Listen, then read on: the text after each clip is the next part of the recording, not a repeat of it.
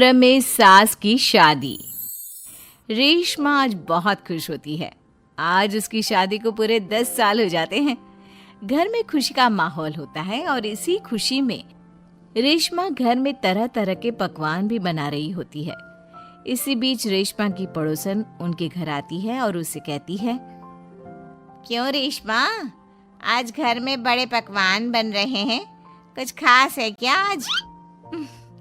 आज ही के दिन मेरी शादी हुई थी और आज मेरी शादी को पूरे 10 साल हो चुके हैं। अच्छा, शादी से याद आया रेशमा, क्या तुझे पता है हमारे पास वाले ही एक गांव में 70 साल की एक बुढ़िया औरत अपनी दूसरी शादी रचा रही है। क्या 70 साल की बुढ़िया औरत की दूसरी शादी? अरे जिस उम्र में लोग पूजा पाठ करते हैं वो बूढ़ी औरत रंगरलियां मना रही है। इतना ही नहीं, सुनने में तो ये भी आ रहा है कि उस बूढ़ी औरत के 2 बेटे, बहू और 4 पोते पोतियां भी हैं। तौबा तौबा, सच में जमाना बहुत खराब आ चुका है। कोई शर्म लिहाज नाम की चीज तो बची ही नहीं इस दुनिया में। हमारे परिवार के तो ऐसे संस्कार नहीं है। रेशमा, जमाना बहुत आगे निकल गया है। आजकल क्या बच्चे और क्या बूढ़े, सभी पर एक जैसी जवानी छा रही है। हमारे लिए तो ऐसा सोचना भी पाप है। वैसे कब है उस बूढ़ी औरत की शादी? आपको कोई जानकारी है क्या? मुझे क्या, पूरे गांव वालों को पता है इस शादी के बारे में। कल ही तो है। अरे वाह, कल तो योगेश के पापा भी छुट्टी पर हैं। एक काम करते हैं, हम भी चलते हैं इस बूढ़ी औरत की शादी में। आखिर देखे तो सही कि कौन है वो बेशर्म बुढ़िया औरत जो पोता पोती खिलाने की उम्र में प्यार के फूल खिला रही है। पड़ोसन वहां से चली जाती है, जिसके बाद रेशमा सोच में पड़ जाती है। शाम को जब रेशमा का पति अमित घर आता है तो वो रेशमा को हैरान परेशान देखकर पूछता है, क्या हुआ रेशमा, आज बहुत परेशान सी लग रही हो? कुछ खास नहीं, एक बुढ़िया औरत के बारे में सोच रही थी। कौन सी बुढ़िया औरत?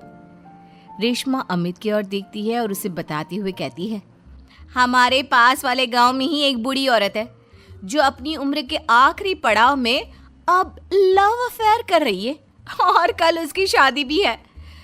ताज्जुब की बात तो ये है कि उसके 2 बहू बेटे और 4 पोते पोतियां भी हैं, फिर भी किसी ने उसे नहीं रोका। अरे इतना भरा पूरा परिवार होने के बाद वो अपना दूसरा घर क्यों बसाना चाह रही है? पता नहीं जी, मैं सोच रही थी कल आपकी भी छुट्टी है तो क्यों ना हम भी शादी देखने चले। सुनने में आ रहा है कि कल पूरा गांव जा रहा है उसकी शादी देखने के लिए। रेशमा की बातें सुनकर अमित भी दूसरे दिन उसके साथ चलने के लिए हामी भर देता है। अगले दिन सुबह रेशमा और अमित बच्चों के साथ शादी देखने निकल जाते हैं। गांव से कुछ किलोमीटर की दूरी तय कर रेशमा अपने परिवार के साथ विवाह स्थल पर पहुंच जाती है। यहाँ की साज सजावट कितनी अच्छी लग रही है ना। ऐसा लग रहा है मानो किसी नई नवेली दुल्हन की शादी हो। देख कर तो ऐसा ही लग रहा है, लेकिन वो बूढ़ी औरत है कहाँ पर जिसके इतने किस्से सुनने को मिल रहे हैं? अमित के इतना बोलने की देर होती है और एक अधेड़ उम्र की बुढ़िया औरत दुल्हन के लिबास में सज संवर कर मंडप पर पहुंच जाती है, जिसे देख रेशमा और अमित के पैरों तले मानो जमीन ही खिसक जाती है।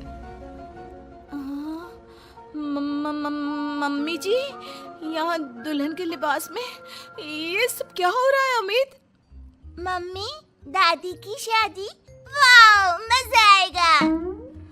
मम्मी शादी कर रही हैं और हमें बताना भी जरूरी नहीं समझा? क्या अब हम उनके लिए इतने गैर हो गए हैं? कुछ भी हो, मैं मम्मी जी की ये शादी तो बिल्कुल नहीं होने दूंगी।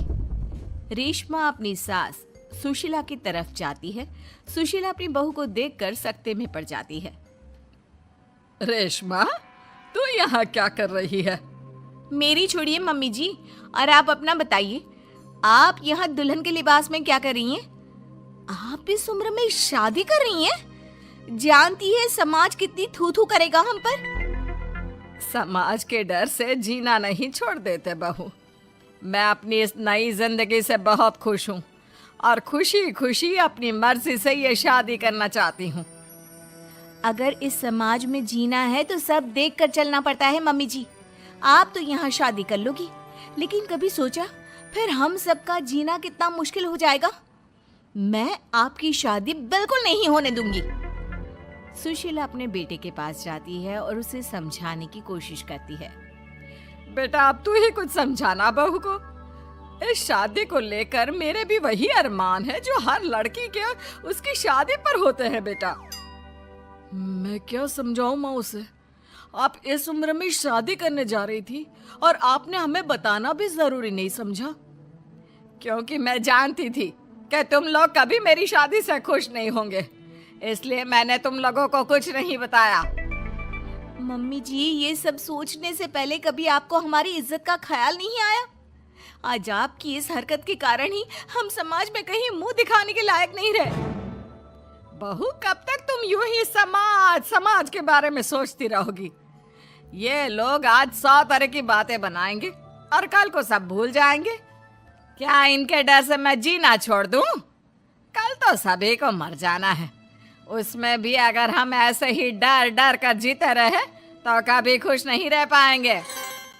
मम्मी जी, बातें बनाना कोई आपसे सीखे। जिस उम्र में आपको पूजा पाठ करनी चाहिए, अपने पोते को गोद में खिलाना चाहिए, उस उम्र में आप फिर से अपना घर बसाने के सपने देख रही हो। यकीन नहीं होता मम्मी, आप इतनी स्वार्थी कैसे हो सकती हो? स्वार्थी? बहू, मैंने अपना पूरा जीवन बाकी सबकी खुशियों के लिए बिता दिया। अमित के पिताजी की मौत के बाद जब मेरे पास दूसरा घर बसाने का मौका था, तब भी मैंने अपने बारे में नहीं सोचा, अपने बच्चों के बारे में सोचा। और आज तुम मुझे स्वार्थी बोल रही हो? क्या एक बूढ़ी औरत के पास दिल नहीं होता? हमें प्यार करने का अधिकार नहीं होता? सुशीला की बातों ने सभी को सोच विचार करने पर मजबूर कर दिया। किंतु रेशमा, हर किसी को अपना जीवन जीने का अधिकार होता है मम्मी जी, लेकिन आपके साथ 3 और जिंदगियां भी जुड़ी हुई हैं। हम आपके कारण बदनामी का घूंट नहीं पी सकते मम्मी जी। आज तुम दोनों को अचानक मेरी और इस समाज की इतनी परवाह क्यों हो रही है?